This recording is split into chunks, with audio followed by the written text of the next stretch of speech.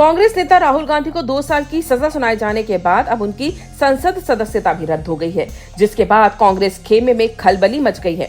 राहुल गांधी जो कुछ दिन पहले खुद ही कह रहे थे कि वो दुर्भाग्य से सांसद हैं, वो अब अपने ही कर्मों से भारत के न्यायालय और व्यवस्थापिका के नियम कानून के अंतर्गत अपनी संसद सदस्यता खो चुके हैं।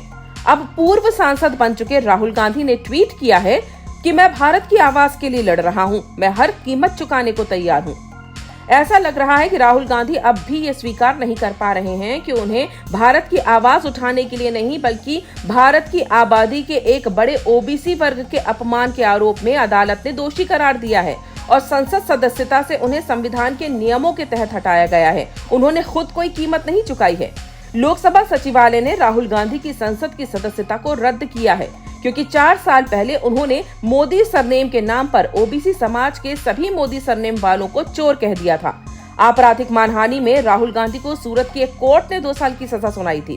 लोकसभा सचिवालय ने एक अधिसूचना जारी करके ये जानकारी दी है। इस अधिसूचना में बताया गया है कि केरल के वायनाड लोकसभा सीट के सांसद राहुल गांधी को सजा सुनाए जाने के दिन यानी 23 मार्च 2023 से अयोग्य करार दिया जाता है। ऐसा भारतीय संविधान के अनुच्छेद 102(1) और जन प्रतिनिधित्व अधिनियम 1991 के तहत किया गया है। अब ऐसे में एक बार फिर कांग्रेस वही हरकत करने जा रही है जो उसने साल 2022 में राहुल गांधी और सोनिया गांधी से ईडी की पूछताछ के समय किया था। तब भ्रष्टाचार के मामले में कांग्रेस के नेता राहुल गांधी और सोनिया गांधी को जब ईडी ने पूछताछ के लिए बुलाया था, तो कांग्रेस के कार्यकर्ता विरोध प्रदर्शन करने के लिए सड़कों पर उतर आए थे। अब राहुल गांधी को 2 साल की सजा और संसद सदस्यता खत्म होने पर एक बार फिर कांग्रेस के कार्यकर्ता और नेता सड़कों पर उतरने की चेतावनी दे रहे हैं और इसकी तैयारी भी कर रहे हैं। ऐसे में अब कांग्रेस पर एक बार फिर सवाल खड़े होने लगे हैं कि सड़कों पर उतरकर कांग्रेस क्या कोर्ट के आदेश के खिलाफ अपना विरोध जता रही है, या फिर क्या कांग्रेस लोकसभा सचिवालय के द्वारा राहुल गांधी की संसद सदस्यता रद्द किए जाने का विरोध कर रही है। अगर कांग्रेस ऐसा कर रही है तो फिर वो सीधे सीधे न्यायपालिका और व्यवस्थापिका के आदेशों की अवहेलना कर रही है।